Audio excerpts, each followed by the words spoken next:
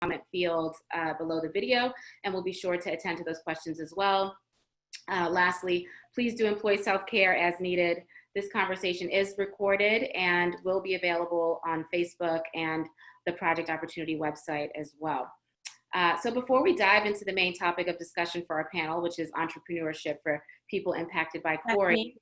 Yes. Can I pause you for 1 second? Something happened with the Facebook Live, so okay. Just need to reset that. And just so everybody knows, we are recording this session, and we are live on Facebook. If you want to leave any questions or talk live, you should know that you will be recorded. So thank you, Bethany. Sorry about that. No worries. Let me know when we're good.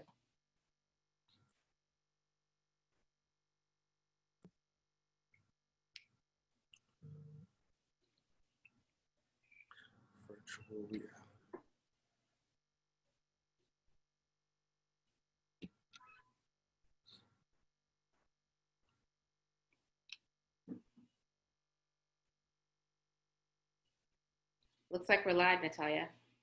That had never happened before, so go ahead. Okay, great. So I was saying that before we dive into the main topic for discussion, which is entrepreneurship for people impacted by CORI, I'm going to turn it over to a key Project Opportunity collaborator, the Director of the Mayor's Office of Public Safety, better known as Dr. Rufus J. Faulk, who will share the background on Project Opportunity, and then I'm going to turn it over to Attorney Asha White, who will provide a quick overview of CORI, and then of course we'll jump right into the panel. So with that, I'm going to turn this over to Dr. Faulk. Dr. Faulk, if you could just briefly discuss Project Opportunity, how it came to be, what our focus is, how one might find out more information about the initiative, introduce the Project Opportunity team, et cetera, that would be great. Dr. Faulk? Absolutely. Good afternoon, everyone. Good morning. My name is Rufus J. Faulk. I'm the Director of Public Safety for the Mayor's Office. And as we talk about Project Opportunity, I think it's important for us to highlight the fact that second chances have been the keystone and cornerstone for Martin J. Walsh's personal life, but also his tenure as mayor in the city of Boston, and Project Opportunity falls right in line with that. This is an opportunity for us to help residents seal, expunge, and manage their criminal records, to help them gain better access to jobs, housing, and educational opportunities. Project Opportunity is a collaboration of expertise throughout all of our city departments. Although it's led by OWD and Office of Public Safety, we have many key partners who are critical for the facilitation of these services. Again, the main focuses are for us to be able to counsel individuals around their records with free legal consultations, to be able to convene experts like this esteemed panel today to discuss CORI-related issues and manners. Again, we want to make sure that we're not only having these discussions, but we're also able to connect residents to key resources and through webinars like this. So we have an opportunity to train city departments around hiring around CORIs, but also more importantly, we want to make sure that we are making and creating new opportunities and pathways for individuals impacted by CORI to be able to enter into viable livelihood in the city of Boston, because we know that a lot of the population that we've been serving been impacted by criminal justice policies, whether it be the war on drugs and others that disproportionately impacted Black and brown individuals. And we want to right those unintended consequences and wrongs in policy with intentional initiatives like this. So again, Project Opportunity started with around Mayor Walsh's drive to make sure we have a Boston for all citizens, and this collaboration is just a continuation of that. So I'm going to pass the mic back to Bethany Serota, and she can, you're muted now, but also want to highlight some of our other partners. We have Office of Attorney Citizen, SOAR Boston, two of our main departments who are on the ground working with this population the most. So, and then pretty much we just want to make sure that our residents know that as a city, we value them, and we want to make sure that we can help pull them up as many as possible. Great, thank you so much for that breakdown, Dr. Faulk. Sorry about that, am I unmuted now? Okay. Dr. Faulk, thank you so much for that breakdown. Thanks for serving as our spokesperson so well. Of course, for your brilliance and partnership in lifting up this initiative and really helping move this very important project forward. Of course, thank you, Project Opportunity, for your leadership and support. It's critical to the program. I want to give a moment to Susan Gedrick, who's the director of the Lawyers Clearinghouse, just to touch briefly on our partnership, because really without the Lawyers Clearinghouse, the cornerstone of Project Opportunity, which is CORI sealing and expungement, would not exist. So if Susan is on, I would. I am. Thank you, great. Bethany. Pleasure. Thank you, Susan, for being here. Oh, of course. Hello, everyone. I'll just speak very briefly. I just want to say how honored Lawyers Clearinghouse is to be a part of Project Opportunity and working with the City of Boston to run the CORI sealing clinics. Really, we're doing it on a weekly basis this summer, which is just so exciting for us. And Bethany and Rufus, it's been an honor to work with both of you the past few months. So thank you so much. Just Lawyers Clearinghouse is a very small nonprofit organization. We were founded in 1988. And for the past 30 years, it's been our mission to improve the lives of people facing social and economic hardship. And we've basically been running programs for nonprofits and homeless clients. This new project has given us the opportunity to expand our service to anyone who really is in need or is seeking to find, if they have a need, to seal or expunge their criminal records. So we're very excited about expanding the scope of our service. We really work to provide the highest quality pro bono legal assistance to our clients, and certainly all the participants in the CORI clinic will be have access to attorneys from Boston. We're working with 12 of Boston's biggest law firms and corporations, and it's just a great opportunity. As well as working with the City of Boston, we're working with 2 community partners, Urban Edge and Codman Square. So through the City of Boston, through Lawyers Clearinghouse, through Urban Edge or Codman Square, participants can register for the CORI clinics. The City of Boston has registration on their website, and so do we at lawyersclearinghouse.org.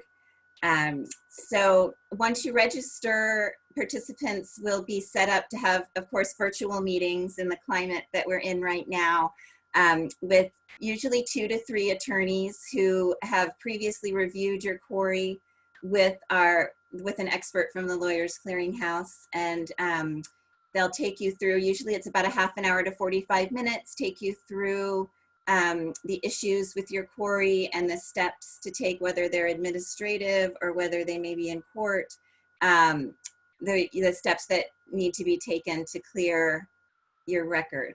So it's been working really well, and we hope to continue weekly throughout the summer and into the fall. We really, in the spirit of today's program and entrepreneurship, we're just so excited to be a part of trying to serve as many residents as possible who have been impacted by CORI so that they can really move forward into meaningful work opportunities. So thank you again, Bethany. And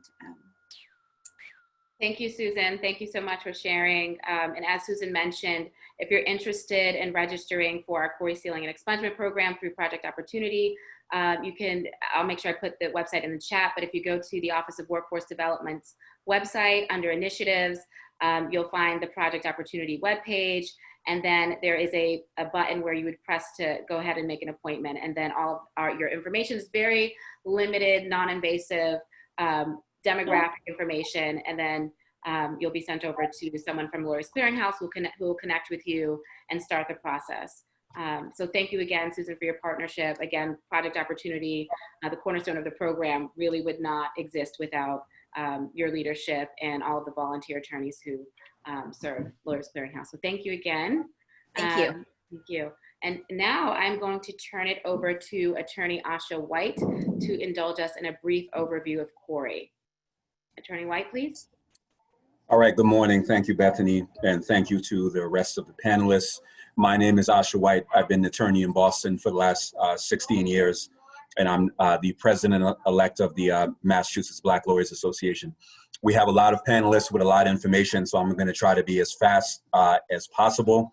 I just want to explain the differences between CORI and CARI and sealing and expunging. So I want you to focus on 4 terms: CORI, C-O-R-I, carry, C-A-R-I, and sealing and expunging. And we'll go through those. It tends to raise more questions than it answers, but hopefully we'll have some time to answer some of those. So I'll start with the differences between a CORI and a carry. A carry, C-A-R-I, stands for court activity record information. All right, so a carry is a centralized electronic file that's kept by the Office of the Commissioner of Probation. Right, it's a centralized electronic file that has court appearances, dispositions for criminal cases and non-convictions. It has juvenile delinquency information. It has any sex offender registry information. It has information on what we call care and protection cases. Those are cases where a child may have been neglected or abused, or a parent's parental rights may have been terminated. So it includes information on that. It has a statewide domestic violence database that includes all restraining orders and harassment orders. So the important part to remember, it has this, it basically covers all this court activity, even outside criminal court, okay? And it's kept by the probation department. It is only available to law enforcement, judges, and probation. So carry is not available to the public. So all that information is only available to what we would collectively commonly call law enforcement. All right, CORI is different. That's C-O-R-I, and that's criminal offender record information. And that's what all of us are going to be really referring to on this panel, is CORI. CORI is what we commonly refer to as someone's criminal record. That's all criminal court appearances where you have appeared before a judge. Just a technical note, if you've been arrested and you were not arraigned means you go to court and a clerk or a judge tells you what the charge is. If you were not arraigned, nothing enters on your CORI, right? So if you have detained or arrested by the police, but you were not arraigned in court or was dismissed before you had a charge, will not appear on your CORI. But it triggers once you have an arraignment, and it has all your criminal court appearances. It has pending cases. It has convictions. It has old cases where you were not convicted and the case was dismissed. All of that is sitting there on your CORI, on your criminal record. So simply because you were not convicted doesn't mean it's not on your CORI. In fact, is on your CORI. If it's old and goes back several years, it's still on your CORI. Okay, so that's important to keep in mind. And in terms of who it's available to, that really depends on the organization or the person that's asking for access. So different organizations have different levels of access to the information they get from your CORI. You have open access, standard access, and required access. Required access has like 4 different levels. The higher the level, the more information that organization can get. So I can't get into the details because it's too many different sort of organizations to talk about right now. But obviously, like organizations that work with children are going to have a much, much higher access than, say, you're applying to a department store, which probably have just a basic standard access. So it really depends on who's requesting the information. All right, so sealing versus expunging, okay? And what we're talking about is trying to get that old information off your CORI that's preventing you from moving forward with your life. So sealing versus expunging. Sealing and expunging are completely different, okay? So expunge means to literally destroy all the records that are related to that case. The point is to make it like it never existed. Sealing is different. Sealing does not get rid of it. Sealing just limits who can see it. That's the difference, okay? So sealing just keeps it confidential from certain people depending on their level of access. There's a myth out there that there's an S that shows up if your record is sealed. That actually, from my understanding, is not true. So if you can't see it, you can't see it. But sealing is a very different thing. So sealing, law enforcement can still see sealed information, right? So if it's law enforcement, they have the highest access, they can still see it. If you want to seal a conviction, you have to go to the probation department at downtown Boston. If you want to seal a conviction, it will be three years after you're found guilty of a misdemeanor, you can seal it. And 7 years after you're found guilty of a felony, you can seal it. There are certain exceptions to that that we can talk about later, but generally speaking, felonies, 7 years, misdemeanors, 3 years, you would go to probation service. If you had a case where you were not convicted, so you had a case in a local district court and it was dismissed, like honestly, most cases probably will be, all right? You can get that sealed without having to wait a period of time, all right? And you would go to the court where the case happened. So you don't go to probation, you go to the court where the case happened, and you fill out an affidavit as to what the hardship is, and you can get that information sealed. For expunging, there's a lot of requirements. It's a lot harder to expunge something off your record. You have to have been 21 or under when the crime was committed, and it can't have fallen into certain categories like a sex offense, obviously something that death resulted in. Many firearm violations can't be expunged, some can. All right, so there are some limitations to expunging. You have to qualify with very specific limitations. So the two important things I want everyone to remember for CORI and CARI, think of CARI like the big umbrella, and CORI is one rung on the CARI umbrella. All right, so CARI is really everything. CORI is one part of it. And for expunging and sealing is much more expansive, and you're able to seal a good amount of things off your record. Expunging is a lot more limited and actually destroys the record. And with that, I'll turn it back over to Bethany so we can move on with the panel. Thank you so much, Asha. I just want to add a few notes, which when it comes to the dismissal, the judges always have the discretion to object. The prosecutors can object. So we really do encourage you to go through Project Opportunity and the Lawyers Clearinghouse and get free representation so that we can support you and hopefully increase your chances of getting that seal by motion to the court. Also, in the event that you are objected to or you're not able to seal, you can always re-petition. So thank you again, Asha. We here at the City of Boston, we really appreciate your partnership, as I've said, and as a fellow attorney, sister and brother at the bar, I can say that the legal community also appreciates your selfless contributions and dedication to the profession and to public service as well. So thank you for always saying yes to these panels, Asha. And so for all of you who are just joining us, welcome again. I'm Bethany Serota from the Office of Workforce Development. Thank you all for joining us for this very important conversation about entrepreneurship opportunities for folks impacted by CORI. If you're interested in starting a small business, if you're interested in enhancing an existing business, this conversation with our very highly regarded panelists is the place to be. This is where you should be if you want to learn more. We'll also touch on how you might create a business that's eligible for government contracts as well. So welcome again. Thank you all for being here. And I'd like the panelists to introduce themselves if they will, starting with City of Boston, then U.S. Small Business Administration, and then we'll end with Dorchester Bay Economic Development Corporation. Natalia? Good morning, everyone. Thank you, Bethany, for having me. My name is Natalia Urtubey. I'm the Director of Small Business for the City of Boston's Office of Economic Development.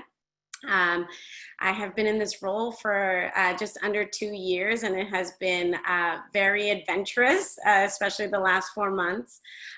We, from the moment I stepped into this role, have been trying to figure out what are all the barriers for small businesses to be able to do what they need to get done. And because of that, we've been exploring new opportunities for fixing and adjusting our programs accordingly.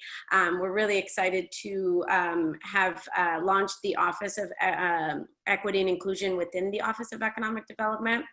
And so we're working, very targeted on figuring out how we can better support businesses going after city contracts, state contracts, making sure you all have access to the resources that the city puts forward. And so I'm really excited for this conversation.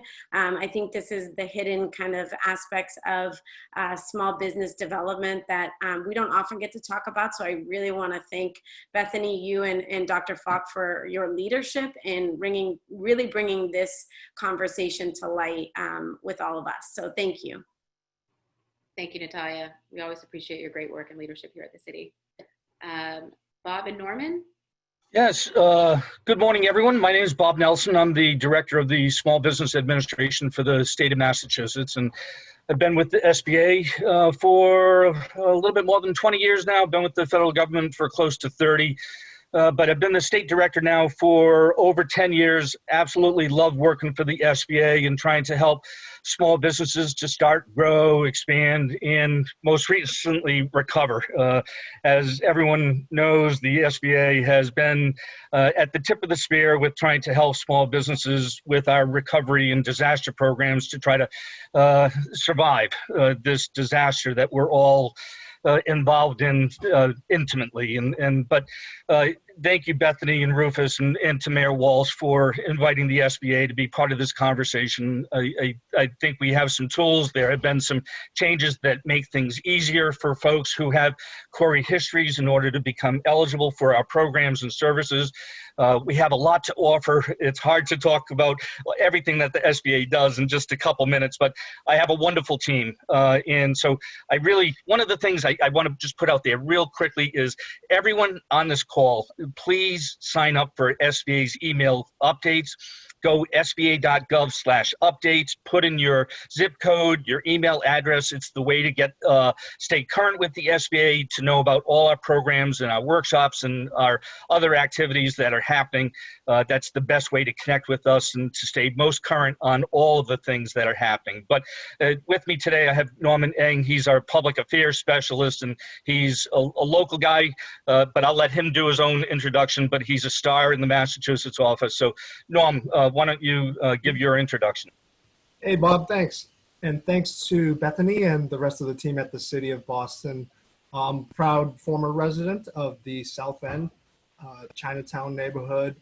Grew up in Castle Square. So definitely appreciate the outreach that you're doing to this population.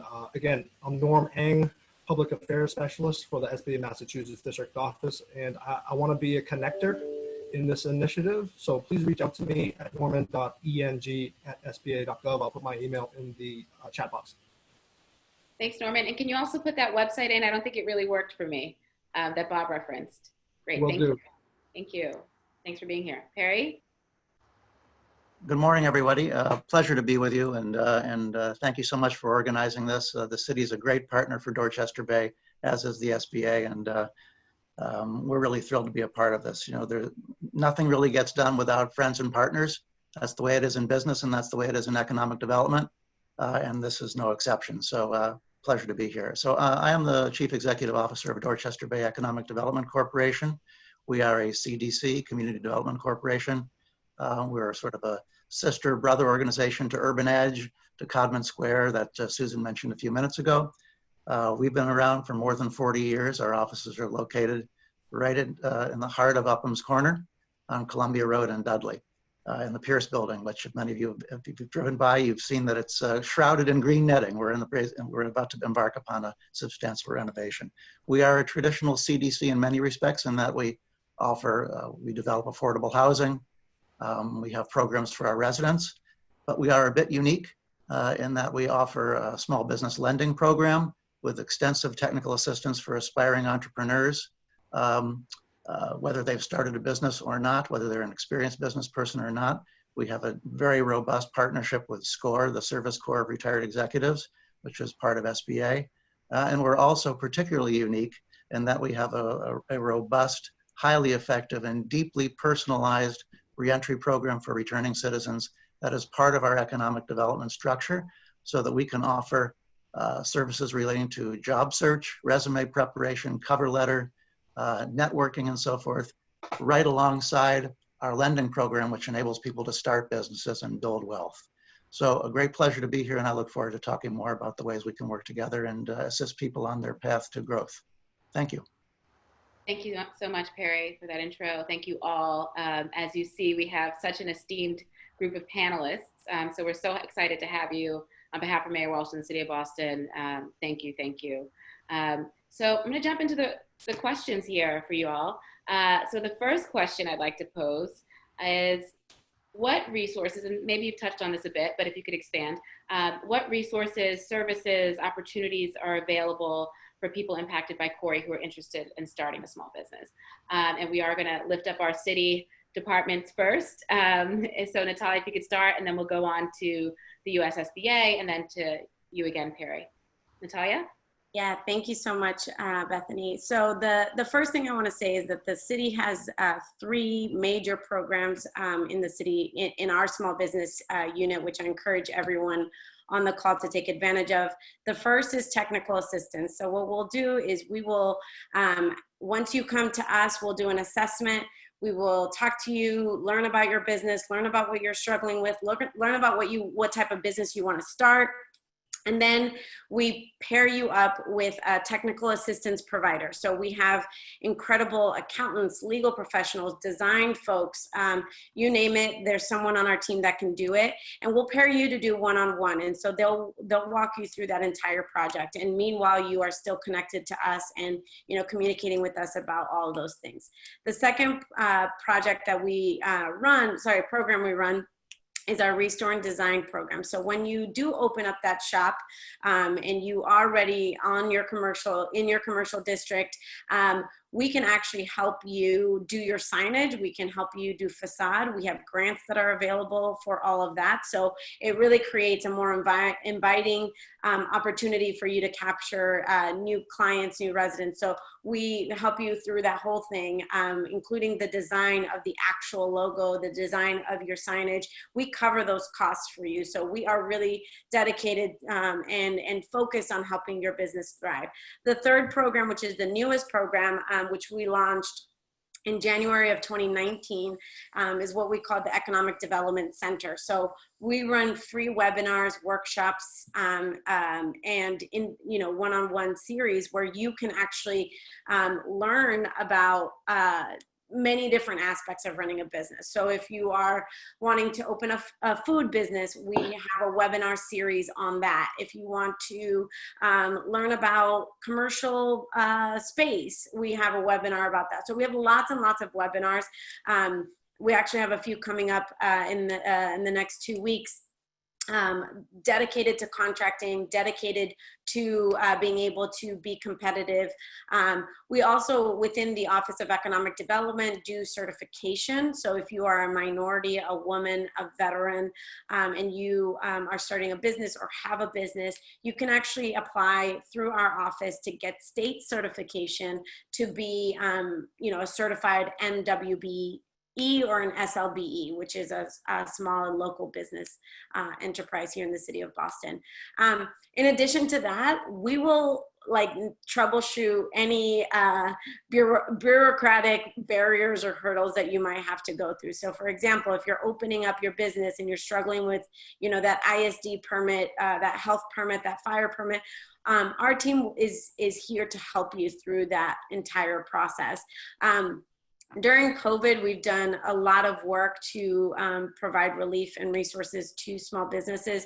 So if you are struggling or need anything or have any questions, even general questions, you can always reach out to us. And we're always looking for new ideas on how we can better support you. So if and maybe out of this particular workshop, we might find that folks with CORI might need a more targeted workshop series just for you all to be able to navigate these resources. That is definitely something that we can do, and we're always looking to expand our resources. So maybe moving forward, Bethany, you and I can talk a little bit about what that might look like in the future. I just want to quickly let you know about these clinics and workshops that I mentioned just a second ago. So on July 28th, at 3:30 p.m. we'll be hosting a virtual contracting clinic on city goods, professional services contracts. So this is for anyone who's interested in contracting with the city. This is kind of an overview and a very general one. So if you don't have a lot of experience or don't have a lot of access or knowledge about what this means, this is a really great one to go to. July 28th, 3:30 to 5 p.m. You can register online. I will also put the registration in the link, in the chat in just a second. And all of these, again, will be recorded. So if you are unable to make it, you can always get the information later. And then the second one is on August 5th, same time, 3:30 to 5. And this is for construction contracts. So if you are running a construction company, you're, of any type, carpentry, electrical, landscaping, whatever it is, you should definitely participate in this webinar. And again, these, they may not be exactly what you're looking for in particular, but it's a great way to learn about contracting. It's a great way to learn about what it means to be certified. What are the benefits of being certified? What it means to contract or to reply to RFPs that the city puts out. It gets you connected with those RFP opportunities. And not every single business is gonna wanna do contracting directly with the city. There might be other opportunities for you to grow your business that don't necessarily have to do with citywide contracting, but it is a great access point for you to at least learn about the way this stuff works, because understanding kind of the processes is the very first step for you to have a successful bid with the city. So I'll put those links and information in the chat while the next speaker goes. Thank you. Thank you so much, Natalia. Bob? Yeah, so with the SBA, again, we power the American dream to try to help small businesses to start, grow, and expand. And we do this primarily through helping with access to capital, with technical assistance, and evening out the playing field for government contracting. We want to make sure that small businesses get their fair share of the government contracting spend. But with SBA, we're probably most well known for our access to capital programs, and I want to talk about those just a little bit. So with SBA, we have our regular SBA 7A loan program. That's our guarantee program. There's no downward size limit. It goes up to $5 million. The small business would apply with a lender. If the lender cannot do the loan conventionally, but the lender wants to do the loan, they apply to the SBA for the guarantee. And as Rufus mentioned earlier about second chances, with the SBA, this is what we're here for. We help small businesses with that access if they're unable to get access conventionally. I can tell you within my office, we're very committed and passionate about making sure that there's equal access and opportunity with all underserved markets all across the Commonwealth. So this is really important. But on the SBA 7A program, there have been changes over the last several years, making it more streamlined and easier for folks with CORI backgrounds in order to get cleared and to be eligible for SBA financial assistance. So if you look at our 7A program or our 504 program, which is used to buy owner-occupied commercial real estate, if someone is presently incarcerated or on parole, they're not eligible. That's the rule on 7A and 504. If they're currently indicted and it hasn't been settled, we need to wait to see how the case is going to finally get resolved. And so, if the case hasn't been settled, you're not eligible for the 7A and 504 until that happens. But for folks who have had misdemeanors in the past, people make mistakes, people do things, when they're young, and that shouldn't prevent them from getting an SBA loan and being able to start a business and grow a business. And so if there have been multiple misdemeanors, but they've occurred more than 6 months in the past, a lender can clear that locally. And so we're talking, it's only, we're going to focus on misdemeanors if they've happened within the past 6 months. But if it's been greater than 6 months, it's eligible to be cleared by the lender locally. So very quick, very streamlined. But some of the convictions where SBA cannot allow it to be cleared locally, it has to go further for SBA and DC to clear it. If the crime involves a crime against a minor, so child abuse, child porn, child endangerment, those are all convictions that we have to take a hard look at as far as the character.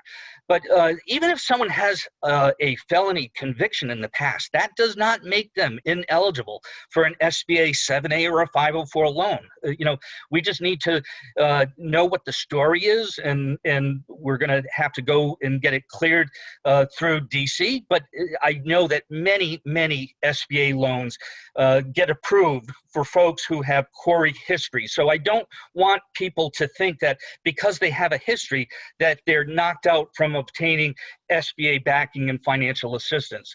I know there was a question in the chat box on PPP and our loan program and the eligibility of folks with CORI histories on PPP. And so for folks who are on the call, PPP is the program. Again, that's applied for through lenders. We give the lender a 100% guarantee, and it's to meet payroll expenses in order to help that business to survive and to get people off of unemployment back onto the business's payroll. But again, a 20% or more owner, if they're presently incarcerated, they wouldn't be eligible. And but for any felony, if it's presently subject to an indictment, criminal information arraignment, or if they've been convicted of, pleaded guilty or nolo contendere to any crime of financial fraud, there's a 5-year period. So if it's happened more than 5 years, they're eligible. But for any other type of felony conviction, it's only if it's happened within 1 year. So if it's happened greater than a year, the business is eligible. And this is a big change that came out. The CARES Act, was launched in April 3rd. There have been changes along the way. This was one of the big changes that the SBA administrator and Secretary Mnuchin announced. It might have been 3 weeks or a month ago. So again, for PPP, there's about $130 billion worth of funding remaining. We want small businesses, if you're eligible, to apply and to get that funding, because I can tell you from my discussions with businesses, this has helped them to survive what's going on. And so again, just to reiterate, if you've had a felony conviction, it's not financial fraud, and it's greater than a year, you're eligible. Apply. Don't let it be an obstacle for you in applying for a PPP loan. But if it's been financial fraud, it has to have occurred more than 5 years. But I know Perry will talk about micro lending. Dorchester Bay is one of our more active micro lenders in the state. And, we have some relaxed requirements as far as lending to folks with CORI histories through our microloan program. But I'll let Perry talk about that. But I know we're going to get into a further discussion on government contracting and how that works. And we really want to encourage folks out there who are maybe even just starting to think about launching a business. And I want to plant the seed as far as SBA and our resources, that we're here to help you with technical assistance and guidance along the way. But I don't want to steal any thunder from Norm, because he's our outreach and marketing specialist. And so Norm, why don't you talk about some TA resources and our partners and some of the other things that are jumping into your mind right now? Yeah, just to piggyback on what Bob is saying, if there's anything holding you back, you can always form a team, partner up with somebody else, find support through our network and through people in your community. I put our web address, www.sba.gov/MA, for the Massachusetts District Office, in the chat. Please visit. Everything that Bob and I are talking about will be linked from our website. And if you are just exploring business ownership, just want to recommend to people visit some of our virtual events through our resource partners and schedule a mentor session with SCORE. Start with SCORE first, create a business plan. I'm going to put a link to a pretty cool one-page business plan from a website, 100startup.com, which lays it out really simply. Business plans don't need to be 10, 20 pages long. Best ones I've seen are like 5 to 7 pages. Now, before the pandemic, I did regular workshops and outreach at public libraries, career centers, and community nonprofits. And really, the message that I gave there has always been to build a team and professional network outside of your personal friends, and try and just do a lot of networking and get out there and meet people. And who knows, you may find a future business partner or someone that you could rely on. Now, this morning, we did do a couple of workshops with our partners. Tonight, if you're interested, I'm going to put a link. There's a great place to start with SCORE Western Massachusetts from 6 p.m. to 9 p.m. They're doing a 3-hour start your own business workshop. And this workshop is done monthly, I believe. And it provides step-by-step practical instructions on foundations for starting your own business, the mindset for entrepreneurship, different components of business ownership, like, physical or online, different insurance that you may need, or payroll and legal issues. And so we have tons of workshops that you can attend, and I'll put the one tonight in the chat box. But again, follow us on Twitter, SBA_MA, and get our updates. Thanks. If I can just add one other thing just real quickly, Bethany. So I just want folks to know that the SBA, we've done workshops in different correctional facilities across the state. Our SCORE organization has done them also. We firmly believe that if we can help to spark interest in entrepreneurship, and to help actually start these businesses with these entrepreneurs, and it's going to reduce recidivism rates, and so this is really important to the SBA and our overall mission, and our partners' mission. So certainly COVID has gotten in the way from things that we were doing prior to COVID, but as soon as we can get back at it, trust me, we're going to be there. So thank you, Bethany. Thank you both, Bob and Norman, for the great work that you're doing. And move right along to Perry from Dorchester Bay. Perry? Hey, good morning again, everybody. Well, there's so much information out there. I imagine it can be, it is very bewildering if you're familiar with even if you're familiar with all the alphabet soup of the great resources that are available. Even to those of us that live and breathe economic development, it's sometimes difficult to keep track of it. There are federal resources and state resources and city resources. And with Dorchester Bay, we're even closer to the ground, if I can put it that way. We are a community-based organization that works primarily in the area of North Dorchester. That's our service area when it comes to housing and so forth. But when it comes to lending and providing technical assistance to businesses, we are really at the grassroots level throughout Dorchester, Roxbury, Mattapan, Jamaica Plain, Hyde Park, Roslindale, and so forth. We support businesses for present purposes in this conversation in primarily 2 fashions. One is technical assistance. You may have an idea. I've got a great idea for a business. How do I even turn that idea from a notion that my partner is really tired of hearing about to a business that can really function? And that, translating that idea into a reality is the technical assistance part of what we do. You can come in and talk to us these days virtually with this idea that you've been batting around in your head, or you can come in with a more fully fledged articulated plan that you've been thinking about.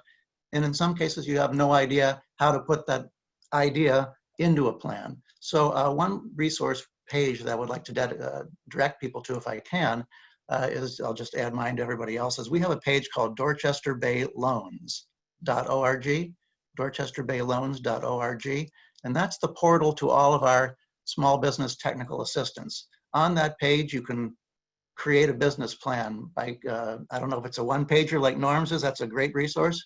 You can create a business plan. You can complete financial statements, whatever a financial statement is. You can do all kinds of things simply by going to DorchesterBayLoans.org, and you can even schedule an appointment to meet with one of our business counselors, if you like.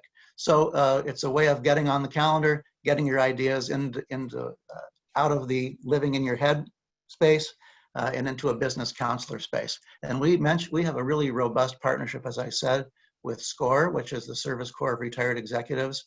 The Boston area SCORE is really regarded as one of the very best in the country, extremely well-versed in all different industry sectors, from restaurants to construction to consulting to clothing design and so forth. So really good partnerships that help businesses at whatever stage they find themselves, very beginning to more advanced. We also help people develop financial literacy. What does it mean to have a business plan? What does it mean to borrow money? How do I track my expenses, and so on and so forth? Because so many businesses start and they don't have the requisite foundation, if you like, to know where the money is going, if they have any, where it's coming from, how much I'm spending on a monthly basis. Financial literacy is key, and we have a very, very strong partnership with the city's Office of Financial Empowerment. Alan Gentle and company have been really terrific partners for us. So these resources are a great portal, if you like. Dorchester Bay Loans is a great way in, whether or not you're interested in a loan. Now, I want to transition quickly now. I know I'm talking very quickly, but I want to be sensitive to everybody's time. Access to capital is really, really critical. Bob mentioned that the SBA finances the American dream, and that's absolutely true. I don't know where any of us would be, particularly in this pandemic, if you're in business without the SBA. But for many people, access to capital is, it's way off on the horizon somewhere. How does that even happen? What if you come from a family where nobody has ever used a bank before? You yourself may be unbanked. You don't understand the credit process and so forth. Dorchester Bay, being a community lender, is very, very close to those questions and can help people enter into the financial system, if you like. And we lend to businesses that have in many cases, have no track record of having run a business before. We've had many clients who came to us, they had a dream to own and operate a food truck. That dream is now a reality. We have people who've wanted to open their own restaurant. They've never done it before. Maybe they worked culinary and they were a caterer somewhere. That business has started. Very often you can't do these things without having capital, without having money in your hand. And the banks will frequently say, with all due respect, they're in the business to help the community, but also to make money. So the banks will say, if you come back and you've had some experience or you've got $10,000 of your own to put into the business, et cetera, et cetera. Well, in many cases, when the banks say no, Dorchester Bay can say yes. And we have a long history of doing this. So we make loans as little as $1,000 up to $50,000 through our SBA micro lending program that Bob mentioned. And we're also a different kind of lender, a community development lender. We have the ability to lend more. We do so frequently for larger businesses that are scaling up from a food truck to a full-scale restaurant. We partner with the city. Natalia mentioned these signage grants that are available. We work with companies that may not have the ability to front the money for the signage.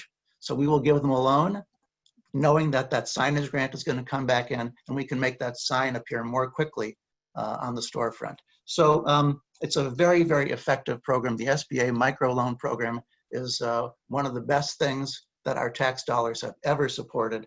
And it has, we've been able to deploy these funds very effectively to many, many entrepreneurs, many of whom are returning citizens who otherwise would have difficulty starting a business. I can give you some great examples.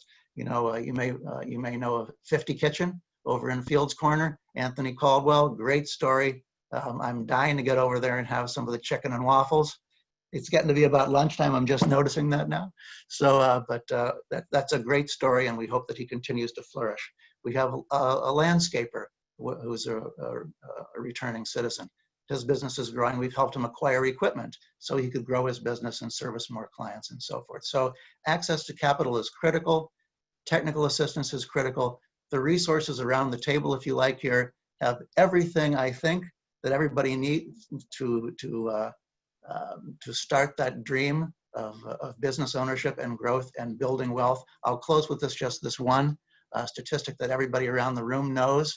The racial disparities, the inequities in wealth accumulation and income growth are shocking and immoral. And I really feel that entrepreneurship is a way to make a difference quickly. While we all work on systemic remedies to the situation that is baked into, if I can put, not to get on my soapbox here, but baked into the original sin of America, while we're working on that, start a business, make some money, change things at the ground level while we make larger change. And all of us here are keen to do that, and we look forward to doing it with you. If it's okay, I'd love to just chime in really quickly. So James, one of the attendees, just made a really important comment around visibility and just knowing about these resources, and even, you know, alluding to the fact that these resources may seem exclusive. So I think this is a problem that every government entity faces. I think this is a problem that most nonprofit organizations face, is that we put out a ton of resources. We, you know, do a ton of work, and often it doesn't get to the populations that we want to serve. Even when we're doing outreach, even when we're, you know, doing very targeted and specific, you know, outreach. And so what I would recommend to everyone who's on this panel, however you found out about this panel, whether it's through whatever connection you have, help us spread the word. Because if you found out about this panel, however it was, whether it was through Facebook, whether it was through Rufus's office, Bethany's office, even, you know, Kevin Sibley's office and the Office of Returning Citizens, it is crucial that you all are helping us connect with other folks like you, other folks who don't typically engage with the city.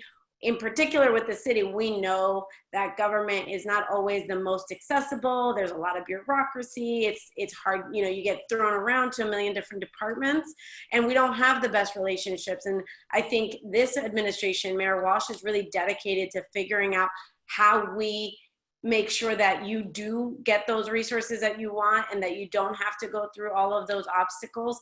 And so I really challenge every single one of you to help us rebuild those relationships, those connections with our communities, and that each and every one of you know that at least if you call my shop, you are going to get a response. You're going to get an answer. You are going to get support. And I know from personal experience with every single person on this panel, that if we do a handoff or if we do a referral, you are going to be taken care of no matter where you go. So I think part of this struggle of visibility is really around access and making sure that, you know, you all know that you can share our information with anyone, and that we're here to support. So I did want to just address that quickly, Bethany, because it's like the thing that drives me the most crazy when people are like, I didn't know the city had a small business team. And I'm like, we're here. Like, you know, I'm like out here with like, you know, like at an airport, what are those people called?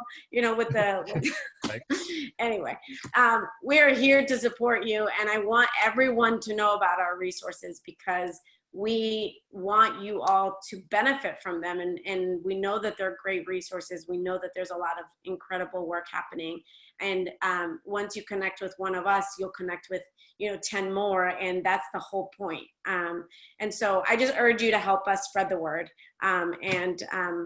Yeah, so I'll stop. Thank you, Natalia. Thank you for jumping in there. I echo your sentiments, and I also want to echo your point to folks who are asking questions. If you could just put your questions in the Q&A box so that we don't lose them in the chat. All important questions, great conversations happening, but we want to make sure that we don't miss them. And thank you all panelists for that comprehensive list of resources there. Natalia, the work that you're leading in the city on behalf of the City Small Business Development Office is absolutely incredible. I know all about it. Many people do. Certainly want to be lifting that up. It's, like I said, it's incredible. It's extremely impactful. And I've said this to you before, and I'll say it again. It's purely my opinion, but I think that, you know, the city of Boston, especially with your leadership, is the best, and under the mayor's leadership, of course, is the best place to start a small business with all the resources available, you know, and all the support that we've given to small businesses during this pandemic. It's incredible. So thank you for your service. Bob and Norm, you guys are doing incredible work, well ahead of Project Opportunity, going into the prison system, planting the seeds early, and really all array of opportunities such as SCORE mentoring and the webinars that you've put in the chat there too. Perry, incredible work that you're doing. So great to hear about Dorchester Bay's entrepreneurship program. I love your quote around access to capital. When the banks say no, you guys say yes. So the micro lending and entrepreneurship program is incredible. We didn't really get to your reentry program, but I definitely want to hear a little bit more about that. Kevin Sibley's also on the line. He's our director of the Mayor's Office of Returning Citizens. If you guys want to make a quick plug for your programs, that would be extremely helpful. I think it's a resource that's certainly needed by residents who are impacted by CORI. And you know, it's necessary to sort of be able to get up and running. And so we really appreciate all the work that you guys are doing and helping people create like a viable alternative to a traditional career pathway. So I'm excited about all of our partnerships. Before I go into the second question around government contracts, I do want to just spend at least 2 minutes talking about reentry services and returning citizens. So Kevin, if you want to jump on, and then Perry talk about Dorchester Bay's program, that would be great. Kevin, are you there?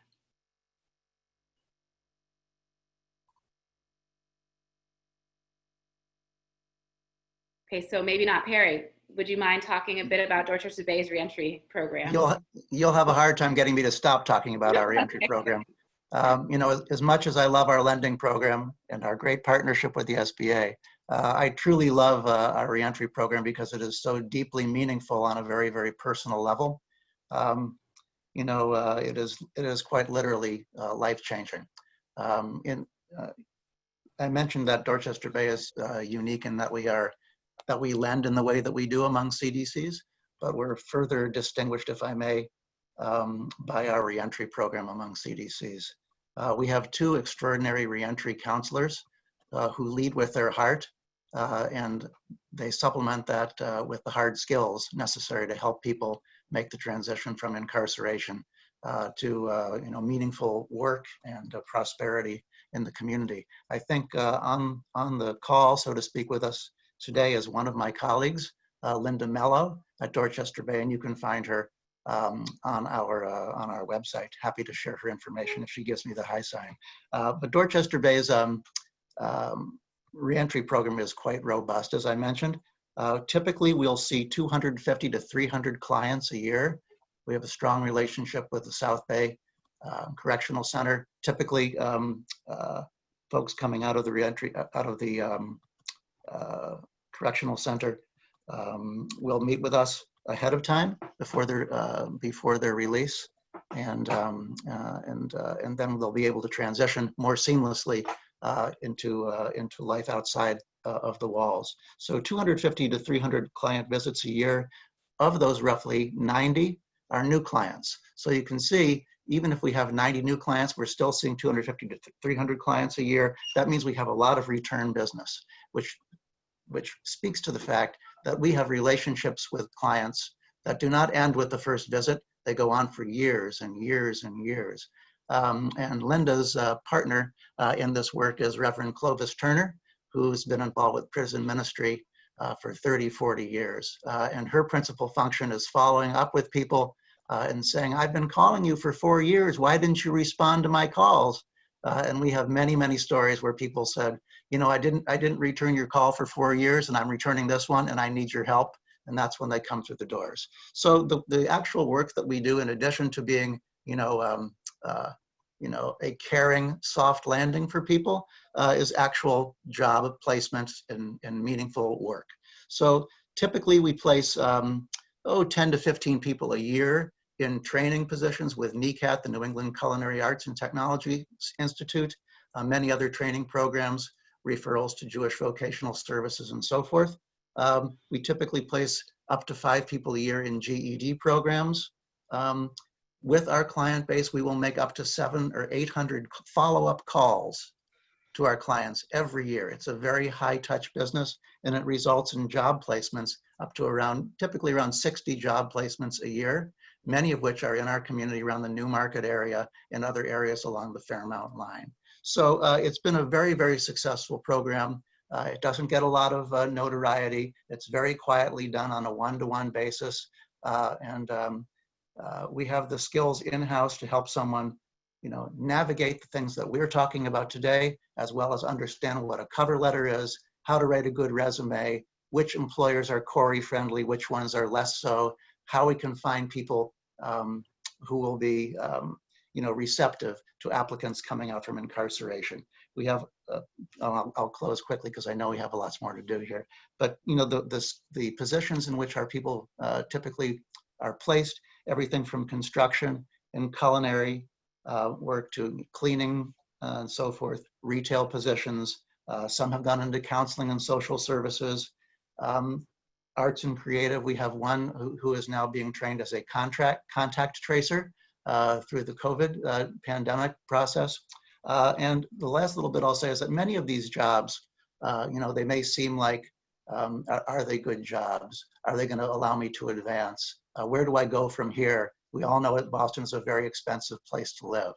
But we do have, quite a few stories of people who've started off at the retail level, started off in sales, worked their way up in the organization. We have one who has now started off in retail. He's now a manager in Advanced Auto Parts and earning a decent living. We have a good relationship with Home Depot where there's opportunity for advancement. So it begins by contacting us on our Dorchester Bay website, which the proper Dorchester Bay overall website, which is dbedcedc.org, dbedc.org. There is a portal for accessing our reentry system so that you can sign up and help and get it started in the intake process. But it all begins with a phone call or an email in a contact window. I need help. I'm a returning citizen. What do I do? And we're here to help. Thank you very much. I'm sorry to have gone on so long about this. Oh no, that was fantastic, Perry. Thank you so much. And if you wouldn't mind, maybe you or your colleague inserting the websites into the chat box. Yes, I'll do so right now. Special plug for the Mayor's Office of Returning Citizens. Kevin couldn't join. And I also want to make a plug for the Mayor Walsh's Office of Financial Empowerment. I believe Perry or Bob, you may have mentioned the Office of Financial Empowerment before. We're typically located in Roxbury, but we are offering virtual services. It's a division of the Office of Workforce Development. We offer financial workshops, one-on-one coaching, tax preparation, and career counseling and career placement. So definitely check out the Office of Financial Empowerment. We'll put the link in the bottom. So moving right along, I want to give you guys time. Yes? Bethany, if I could just real quickly, just because I think it ties in perfectly with the reentry program. It's just a distinction with SBA and our micro lenders. So with SBA's regular loan programs, if you're on parole, you're not eligible. But with the SBA micro loan program, if you're on parole, you could be eligible for an SBA microloan. So those are loans up to $50,000. And so you wouldn't be eligible if you're on parole if the incident involved fraud or dishonesty, or if it was a child care provider and it involved an offense against a child. But other than that, if you're on parole, you're someone who's recently been released. And so it ties in perfectly. And kudos to you, Perry and Dorchester Bay, for what you're doing to help the community. It's so fantastic to have community partners such as yours helping to deliver. So sorry to interrupt, Bethany, but I just wanted to make sure folks understood, because it really is a big distinction and a change that SBA implemented in 2015 in order to make more applicants eligible for microloans. Thank you, Bob, for clarifying. And again, thank you all for sharing such great resources. Panel's going fantastic, I feel like. So want to dive into the second question. I think this would be more geared toward Natalia in the city of Boston and Norman. And we can touch on this briefly. I definitely want to make sure we're getting to questions from the audience. And the question I have is, how can one build a business that's eligible for city, state, and federal government contracts as we seek to increase vendor contracts among residents who are vulnerable and have barriers and access issues? So if there's technical support that you offer or webinars, have at it. Please share. Natalia, if you would start. Sure. Thank you. So the first thing that I would say is anyone who's interested in doing contracting with the city should attend one of the 2 workshops that I put in the chat. Even if it's just informational, even if you have not built your business yet, it is really great for you to take advantage of the resources and the workshops and the webinars that exist currently around contracting and around just understanding what it is what it is to contract with the city. So the city has, a lot of different types of contracts, from consulting to, you know, contracting out different types of services to residents.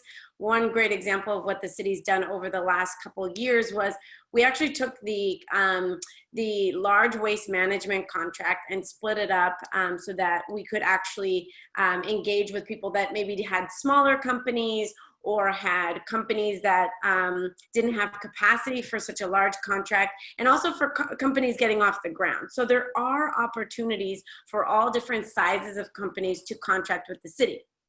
As I mentioned before, not every business is going to be able to contract with the city. So for example, if you are starting your own beauty company, the ability for you to contract out with the city is going to be really limited, because the city's not doing contracts with beauty companies really. There might be, but I don't know of any. So it really depends on what you're trying to do. So if you have I would urge you not to build a company based off of city contracts.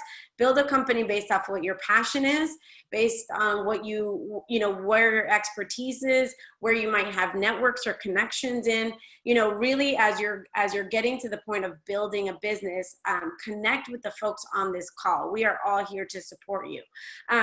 Once you have that business idea, then my recommendation would be look at what opportunities there are with the city, with other cities, with the state, with private institutions, so colleges, Mass DOT, other private firms. There are a lot of other opportunities to contract as well. If you have a business that you've established, one of the ways in which we're trying to bring visibility to businesses is we actually created a Black and Brown business list where you can add yourself to this list, and it's a great visibility tool. But it's also a tool for you to use if, like, let's say you are what is typically a subcontractor, right? Like, so maybe your expertise is electrical and you are interested in getting on a bigger job, but you don't have that connection with maybe a general contractor, right? This is a great way for you to intro yourself into these fields. So my recommendation continues to be build that network, build up your business, know exactly what you can and can't do. If you're the only employee, you don't want to apply for an RFP that requires 50 employees, because that growth model is really big. You may want to, apply for jobs that are more attainable for you right off the bat. Not to say that you can't grow, because you absolutely can, but a good way of doing that is partnerships. And then that's a really underrated access point. So if you're interested in a contract and you can't do it by yourself because you're not quite there yet, attend those bidders conferences. Look who's bidding on these contracts and say, hey, can I be a sub on your RFP? How do I get connected with you? Let me show you my work, right? So, and that's, obviously very specific to construction, but it can, fit on all kinds of contracts. So my recommendation is, as you grow your business, you're building those networks, you're building that partnership model, you're certifying. And then once you get to a place where you've grown and you can start going for those contracts, you'll have the experience already lined up. You can say, oh, I was a sub on this contract, I did this work for this person.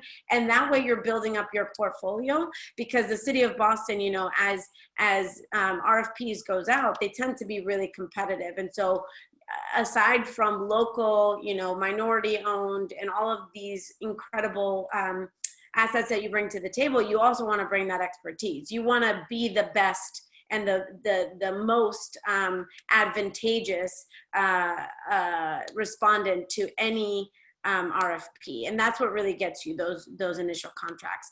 Like I mentioned, our equity and inclusion team is really focused on that right now. They have a lot more expertise than I do. They actually monitor the Boston Residency and Jobs Policy, BRJP.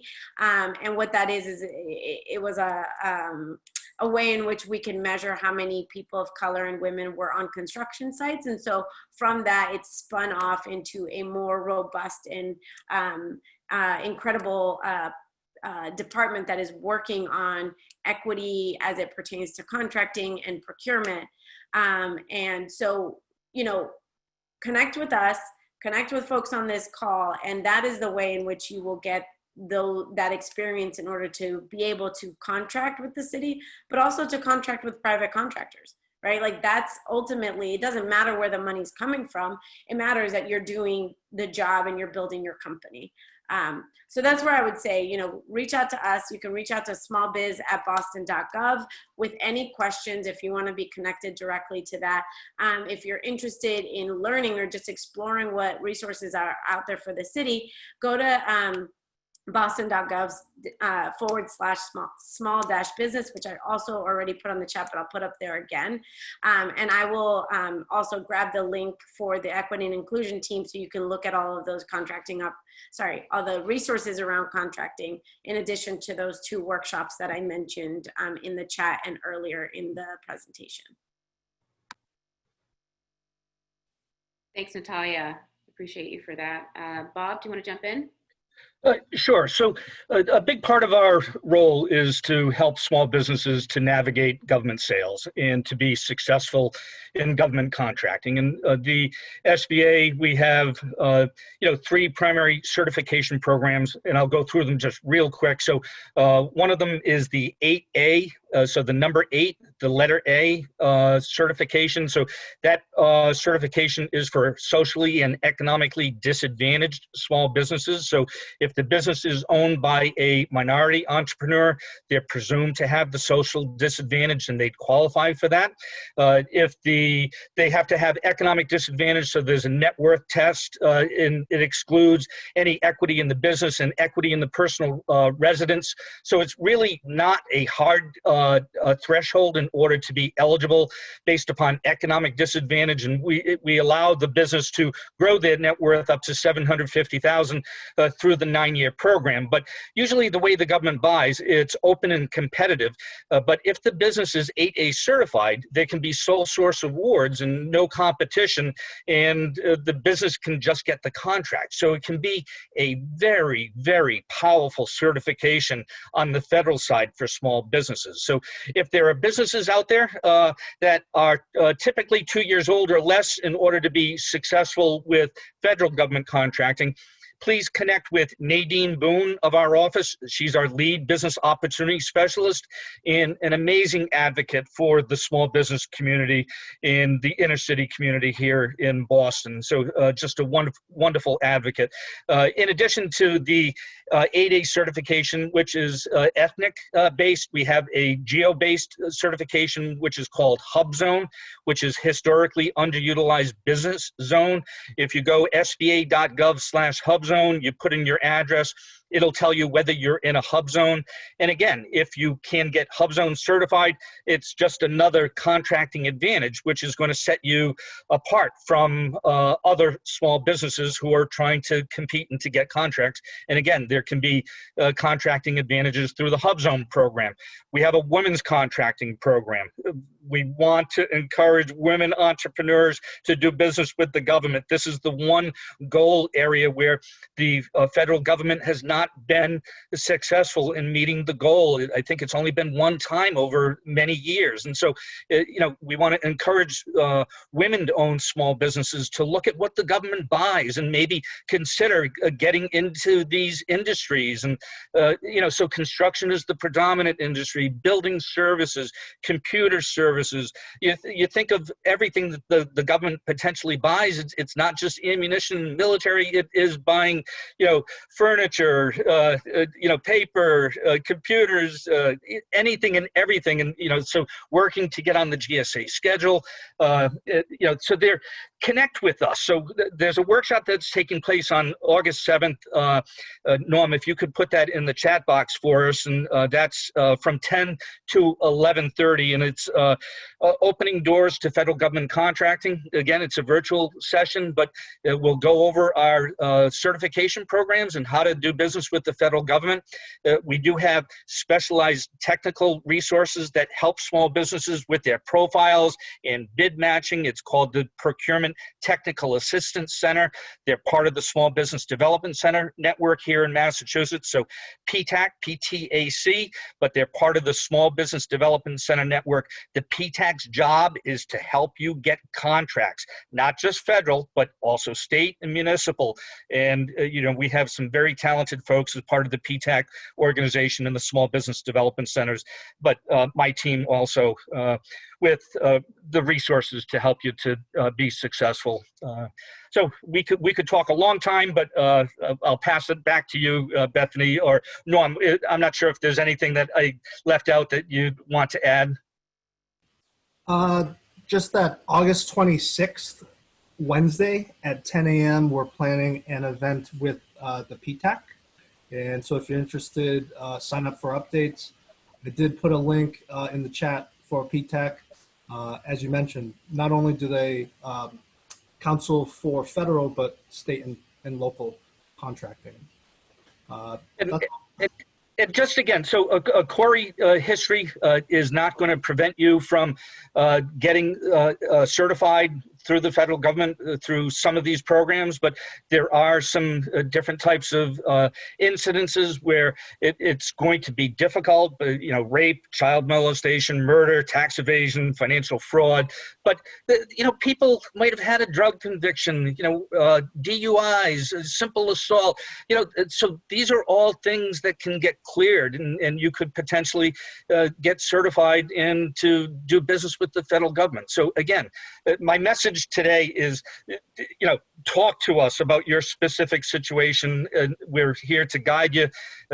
Everything's confidential, and we just want to give you the best advice, but to try to encourage you to look at the options so that you can grow your business through government sales and our programs. Thank you. Awesome. Thank you so much, Bob, Norman, Natalia. Incredible resources, comprehensive list that you've mentioned. I know that you guys are, putting all this information in the chat. If you guys can send those links to me as well separately, I'll make sure that I send out an email to all of those who have registered for the program today, so they're all in one place. Thank you all again to everyone who's been listening. We've seen your questions coming through. We've been trying to answer questions as we go, but we do want to be mindful of everyone's time. So again, we are going to provide the information for all the mayor's offices that are involved in Project Opportunity and on the call today in order to sort of systematize questions as well as any necessary referrals. And of course, feel free to reach out to the SDA and to Dorchester Bay separately. And again, we'll provide that information. With the next few minutes, I definitely want to hear from you guys. So if you want to submit your questions using the Q&A button at the bottom of your screen, if you're on Zoom, under the video in the comment section on Facebook, we will try to get to as many questions as we can. So I do see a hand, but let's make sure that we've got everyone in the boxes. Natalia, do you see anything on Facebook? There's one question on Facebook, which is asking how can, it's Patricia is asking, how can someone volunteer with getting the information to the general public? And Patricia, what I would say, and anyone on the call can chime in, what I might recommend is if you see an interesting event, right now everything's happening digitally, but if you see an event or something that's interesting, please share it. Our Facebook page, it's a very simple ask, but facebook.com/econdevboston. Boston. We post a lot of resources and workshops and trainings and stuff like that on our social media. Sharing that out is incredibly helpful. I assume everybody else on the call agrees with that. I think other ways are, adding our content and our information to your newsletters and things like that. And, building a relationship with each of these teams, because at the end of the day, that, that's how we help build trust and help build higher visibility and awareness for the work that's happening. I know, Kevin, you weren't on the call earlier, or we couldn't get you earlier, but if you have, I'd love to just make sure everybody knows who you are, Kevin, and introduce yourself. Thank you for being here. Well, absolutely. First of all, I would like to thank all of the amazing partners that we have today. This is just something that's heartwarming. Oftentimes, folks who have been impacted by incarceration are often overlooked in the process of rebuilding our community and our nation. So this is just heartwarming to know that these opportunities are being made available to work with some folks who've been simply impacted by a situation in their life and is changing their lives. My name is Kevin Sibley. I'm the director of the Mayor's Office of Returning Citizens. And anyone that's out there that is interested in being part of the discussion behind returning citizens and some of the obstacles and impediments that are in the way, feel free to join us. Send me an email at the Office of Returning Citizens. My email address is kevin.sibley@boston.gov. The Returning Citizens, boston.gov/returning citizens. Every second Thursday of the month, we have a advisory council where individuals who are coming together who have great business ideas. They meet with us. There are citizens that are on the line. They're involved. Recently, we have had 2 articles in the Globe. One with the Artesian Asylum. We work with them to provide staffing to create PPE, and another was Carlos, who has a mobile barbershop. He's becoming an entrepreneur. He'll be plugged into these services that were discussed today. So we're here to help. We're here to assist, and we're here to talk if you have something to talk about. So thank you for this opportunity to speak with everyone today. And once again, I'm very proud to be part of this team. Thank you so much for your time. Thank you. Thank you so much, Kevin, and thanks for being one of the leaders on the Project Opportunity Initiative, in addition to SOAR, so Talia Wright Rivera and Davo Jefferson from SOAR Boston. I want to get to one other question in the box here, and it reads, how can I take steps to establish business credit? I currently have a CORI issue and personal credit issues. I think it's a great question to sort of close us out. Take it away, Natalia, Bob. I mean, there's obviously the Office of Financial Empowerment through the City of Boston. I will make sure that you have that link. It is in the chat, but again, you will see it later. But we do help with financial wealth building and credit solutions. So, but in terms of the business credit, I think that might be a question better answered by the SBA or the city, or even Perry. I'll be real quick and then turn it over to the experts here. Bethany mentioned the Office of Financial Empowerment, which is a really great resource for your personal, but also for your business credit. They don't have a specialty on business credit, but they can help you, especially if you're a sole proprietor, if you're an independent contractor and things like that. The other thing is, as I mentioned earlier, we have a technical assistance program. So you can actually get one-on-one accounting help, because part of building your credit is, good, sound business practices as far as it pertains to accounting.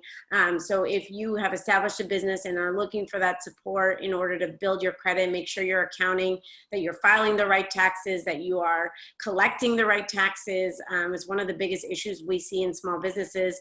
And so feel free to reach out to us and we will connect you with an expert in accounting and other types of financial help. But the Office of Financial Empowerment is a really great resource. So I'll chime in if I can, just to follow up on Natalia's great point.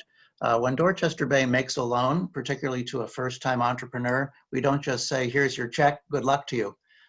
We have an entire kind of, if I can put it this way, an ecosystem of support that we make participation with this ecosystem a condition of getting the loan.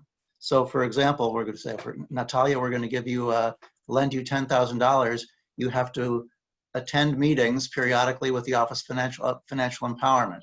You have to meet with an accountant to work with them on your bookkeeping. We'll provide discounted payroll services if you get employees, so that you don't run afoul of the tax authorities. So it's an entire system of support that imposes obligations on the borrower to remain on the track and be focused on delivering the business necessities. So you know, there are tremendous resources out there, but sometimes it requires you know, what shall I say, you know, the discipline to take advantage of them. And so, you know, there's no such thing as a free loan. If you're going to borrow money, we want to make sure that you succeed, not that it is a further blot on a troubled credit record. So I think these are terrific resources, and we try to build them into our loan packages. Thank you so much, Perry. Bob, or Norman, did you have anything to add? I would just say, so with the personal credit is very important. So, you know, if you have a credit report that has current lates and a number of problems, it's going to be challenging, even with an SBA guarantee, to get access to capital. But if there have been lates in the past, but they've been taken care of, but your score is low, you know, that's something that isn't necessarily going to be an obstacle to you getting an SBA loan. And we didn't have a chance to talk about SBA's economic injury disaster loans, which are still available for application through sba.gov/disaster. And these are direct loans from the federal government in order to try to help small businesses to survive. It's separate from the PPP program. So there is a very generous lower threshold as far as minimum acceptable credit score in order to be found eligible, because there is a reasonable assurance of repayment ability threshold that SBA has. But again, depending on your situation, talk to us. We want to encourage folks to apply. I have seen folks with, you know, credit issues to get approval and to go through reconsiderations. That's something my team is working on in order to try to help small businesses to get that access to those recovery opportunities. But again, we have a full array of partners that do this work in one-on-one business advisory and mentoring to try to help you with your specific issues so that you can be successful. Thank you. Thank you. Also, Bethany, you said that the participants' question said they had a CORI issue. So of course, if it's a legal issue, make sure that you sign up at the link Bethany provided at the beginning of the session to take part in the CORI clinic, so we can try to get something sealed or expunged for you. Absolutely. Thank you for that, Susan. Thank you, everyone. We are at time, but we do want to keep this conversation going. We will send out a list of all of the resources listed in the chat and maybe more. Project Opportunity, I want to make a quick plug. We will be hosting another virtual panel in August around opportunities in tech for people impacted by CORI, which I might add are plentiful. So we'll be sure to keep you updated on that. Thank you again to our esteemed Mayor Walsh for this charge to support people impacted by CORI. Thank you to Trin, Director of OWD, the entire OWD team, to all of the Project Opportunity collaborators. Special thanks to Dr. Faulk, our brilliant thought partner and spokesperson. Thank you, Susan and Lawyers Clearinghouse, for hopping on. Special thank you to all of our very highly regarded panelists, Natalia, Bob, Norman, Perry. Thank you, thank you, thank you. To each of the service providers on, partners, residents impacted by CORI. We cannot do this work without your partnership. So we hope this conversation was valuable to you, that the seeds of entrepreneurship and limitless possibilities, as you've heard here, have been planted. We encourage you to take advantage of all of the resources available. We will be sure to lift them up as much as possible. And as Natalia said, we really do rely on you to help spread the word as much as possible and really amplify these resources so that everyone is aware of them. You know, we're here. We're here, as Natalia said, we want you to connect with us for support and know that we are here to help. Again, share this information with your networks, especially around Project Opportunity and our CORI Sealing Program. Website listed in the comments with a link to register for the CORI Sealing Program. You will be able to find a recording of this program on Facebook and on the Project Opportunity website. So that, in addition to other information about other events, and as well as our contact information. Sorry, I'm like rushing because I want to close exactly at 12:30. But finally, be safe, be well. I hope you have a great rest of your day and weekend to come. And as always, thank you all for joining us. Take care. 12:31.